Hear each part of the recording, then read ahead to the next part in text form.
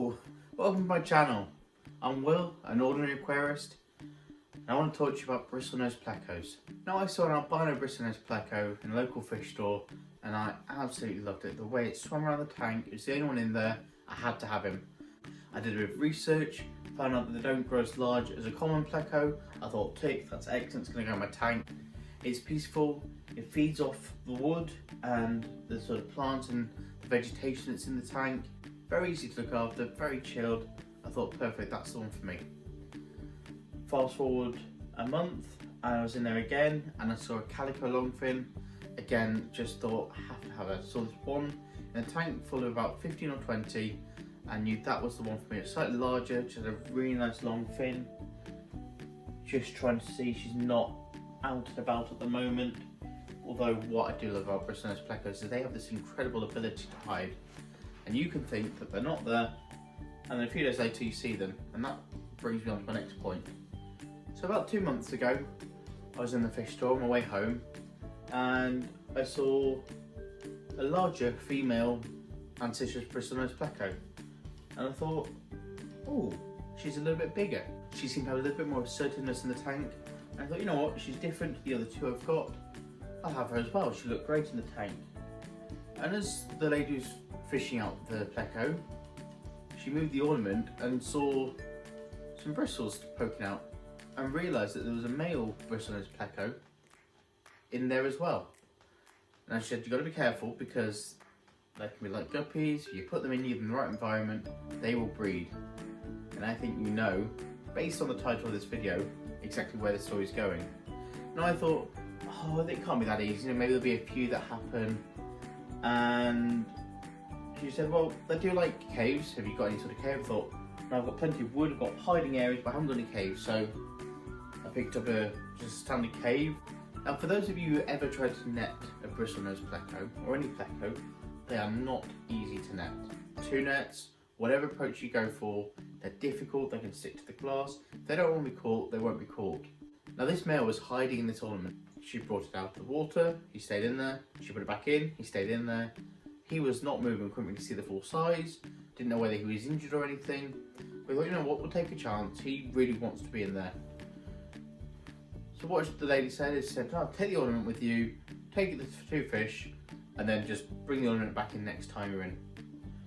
So I took the 2 fish, the ornament, and the cave home with me, put them in the tank.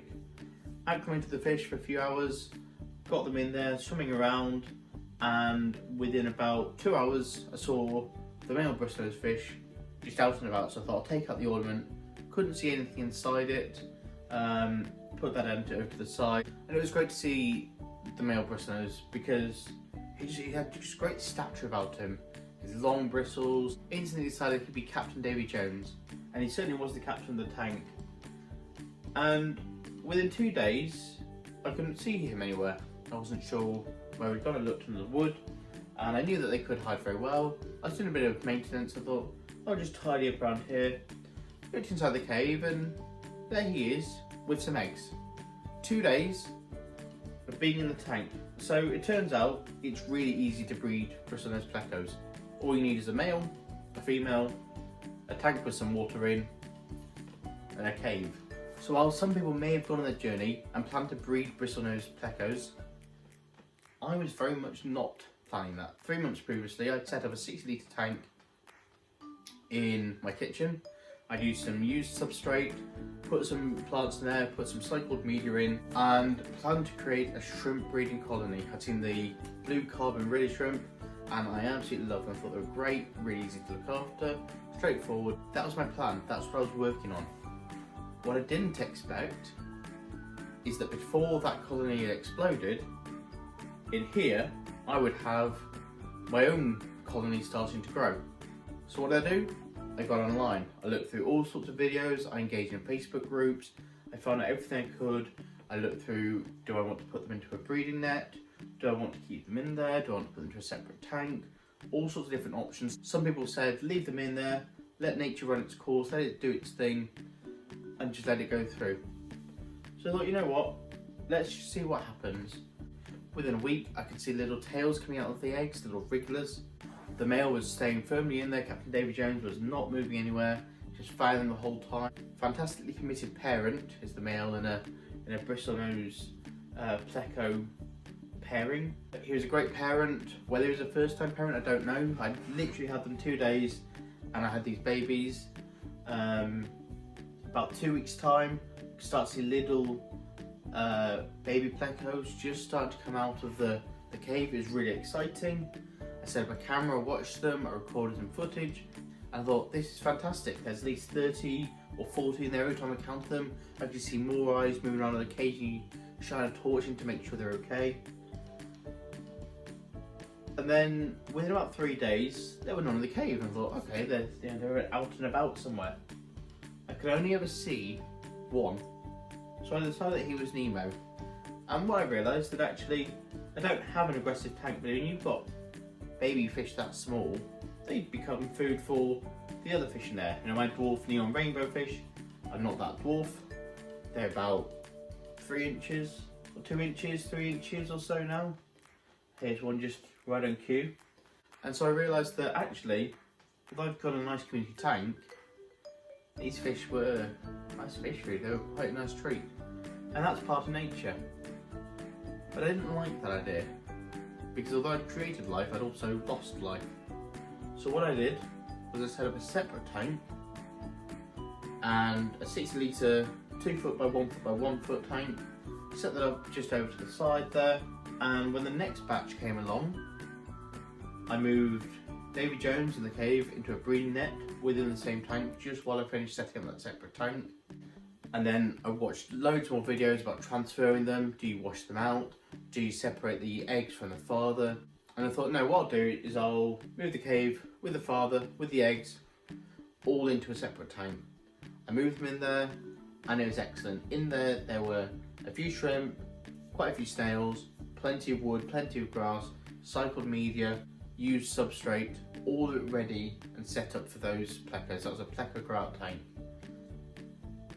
Now, one thing I hadn't thought about is the lid. This one, lovely lid as standard. So I moved them in there. Within a week, I could see little baby plecos just coming to the edge, and I was excited. I thought, there's no chance here that any of them can be eaten by anything else, and unless Davy Jones decides he's hungry. I left the mum in the main tank, so there's only the male Bristlenose, shrimp, snails, and the babies. And I'm pleased to say that about 4 weeks later, those Bristlenoses are still doing well. They're doing strong. They look fantastic. They're growing. I'm feeding them courgettes, or zucchini, as our American folks might say, mushrooms. Trying a few different pellets as well, just seeing what they're like. Making sure I don't overfeed them, but giving them plenty there. And it's fantastic. Sometimes a bit of feeding, and they'll all come together, and there is so many of them. I'll walk through, they'll be up on the glass, and it's great to see. The same for the snails. Those snails are just populating. For me, little side note, I love snails in a fish tank. I think they do a great job. I think they've got a place. I know Corey from Aquarium Co-op is very passionate about snails, and I've got to agree with him. They just help tidy up. They get involved. If you've got Malaysian trumpet snails, they look fantastic. Blue ram's horns. If I find I've got more than I need, then they may become fish food for a future project, but that is to be disclosed later, and we'll find out what's happening there. So I've got a tank, I've got it all set up, it's running. I'm thinking, I've nailed this. Absolutely got this perfect. I've got cherry shrimp in there already breeding, I've got snails populating, I've got baby plecos growing, and Captain Davy Jones is having a wonderful time. He's got a place himself, he's got wood, he's got the chance, there's no females around, he can just rejuvenate, get back into the flow of things and prepare himself. He's had 2 weeks where he hasn't fed. Unfortunately, I don't have a lid on that tank, but what I quickly discovered is that Bristlenose fish can be jumpers. Now, I couldn't find him for a few days, and that's quite common for a pleco. I thought he'd be somewhere. I looked on the wood, couldn't find him anywhere, couldn't find him. Kept looking, and I thought he'll be somewhere, be tucked away in one of the logs. There's lots of places you can hide in there. And then I dropped something down the radiator, and I went to get it, and I felt something quite firm, and that's all I'll say. So, although Davy Jones is no longer with us, I've learned I should have a lid on the tank. It's very important. and I've got about 50 offspring. They're swimming and growing very healthy, so the legacy of Davy Jones still lives on, and I think I'll just have to find a new male that I can breed with the females and just get some more generations and continue that sort of journey with the Bristlenose. Good bit of news, about 2 weeks ago I saw 2 Bristlenose Plecos in here, the babies. So while I only thought I had Nemo, turns out I also had another one. And I never saw the 2 at the same time until they're a little bit larger. They both came out, and it's great to see. So there's 2 from the original batch that are still in here, and they're growing strong, they're doing well, and it's great to see them. So they are comfortably in there, and I've got about 50 offspring in my 60-litre grow out tank. So there's a lot of exciting things happening. It's a difficult time at the moment with the current situation, with the current climate. However, it gives me something to focus on. I'm getting some regular water changes in there, keeping up with filter maintenance. And I've got 2 sponge filters, and I've got a fluve or 100 watt heater, 2 large pieces of bulkwood, some plants, and say loads of shrimp and snails. It's a great setup. For me, that's worked perfectly. So to recap, I took the cave with the Pleco in this tank, and then put it into a larger container within there, so it stayed submerged the whole time. Moved that all in, drip acclimated to the new tank. The water's pretty similar, but I just gave it an hour of drip acclimating just to balance that out a little bit, and then lowered him into the tank with the babies really carefully and to the bottom. And there was no sort of commotion there, nothing coming out, nothing to agitate any of the fish in that tank. And so that was really nice and easy. Let's say 4 weeks on, apart from a little bit of a jumper, that's worked flawlessly. Those babies growing strong, they're looking healthy. And I've got to say, if you find yourself in a position where you go, I've got eggs, what do I do? You know, this hopefully will have helped. For some people, they'll have planned it, they'll have watched videos, and they'll have gone, oh great, I can do this, I'll do this, I'll get this, I'll have that set up, and they've planned it all ahead. That's probably the way to do it. But if, like me, you find yourself in a position where you've got eggs, sometimes Bristlenose Plecos will breed within natural caves. They'll find secretions in wood, and they'll decide that is their cave. As long as there is somewhere with only one opening, and it's just about big enough for them to fit in. They don't like a massive area because it's too difficult to protect, but also it can't be too small, otherwise they can't fit in it comfortably. If you realise that your Pleco is not around for about 4 or 5 days, there's a good chance that he's fanning his eggs somewhere. Male and female go into the cave, put in Marvin Gaye on the radio, chill out, Netflix, get to the end of that, completed that. The female swims out of the cave, the male stays in there, they've done their thing, and then the male will stay in there for about 2 weeks. And the first week, all you'll see is orange eggs, could be, in some reports, up to 200. From my experience, both times were about 40 or 50 eggs. So there's a few different factors, but I reckon 40 to 50 is a good estimate for what you can expect from a hatch. And then the male will stay in there. The first week they'll stay just as eggs.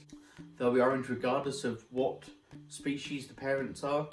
You know, whether they're albino, whether they're super reds, whether they're ancistrus, whether they're calicos, those eggs will be orange. That is just the way they are. But he'll stay in there, just constantly fanning those eggs, getting the water moving over them, so it's constant water cycling, and he will just sit there, protect those eggs from whatever might be out there.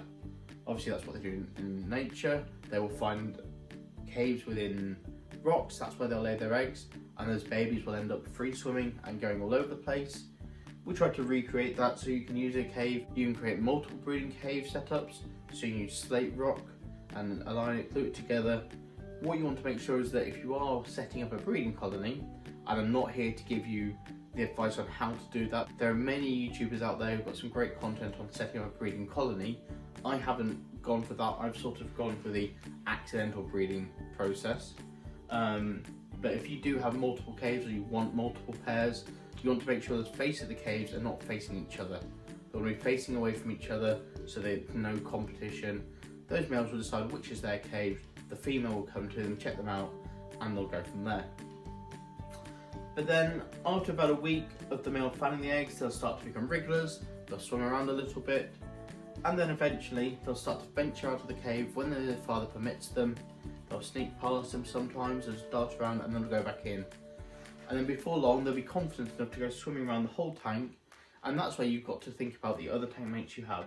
As I say, I don't have any aggressive fishing. It's a very calm, peaceful community. However, I think just as part of nature, these are fish. They eat other fish in nature, they feed smaller animals. That's part of the food chain, and these fish would have been tiny as they were swimming around, and unfortunately just they haven't made it.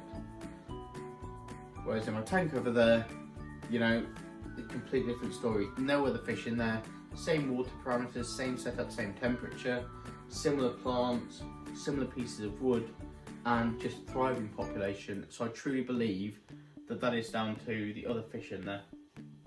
Hopefully this has helped you. As I say, I'm not here to teach you how to set up a breeding colony for plecos. There are people out there who do a great job. Check out Corey, Aquarium Co-op. I know he's got some great videos on plecos. Also look at whether you want to do shrimp and guppies in there all together. You know, you have a little group together. You've then got two creatures at the bottom, different types. You've got the invertebrate and you've got your plecos, and then you've got your guppies are on the top. All of them quite freely breeding, very low maintenance, and you've got a nice little tank there that can help you afford other tanks, other fish, fish food, whatever it may be. Just helps fund the hobby slightly, and it creates a good supply of local fish in your community. Again, if you want to look at breeding for profit, if you want to look at selling them, the best way to do that, I'm not going to teach you how to do that. That's not my area. That's not something I've gone through so far. Although again, Corey, he's your man. He's got a great video exactly on that, and I've spent hours watching some of his footage, some of his videos, following his Q&As, and that's why the online community in YouTube, in Instagram and Twitter is really good, just for finding out what's worked for others and using that to inspire you. So hopefully this has helped. Any questions, drop me them down below and I'll share any information I can do. Thanks very much.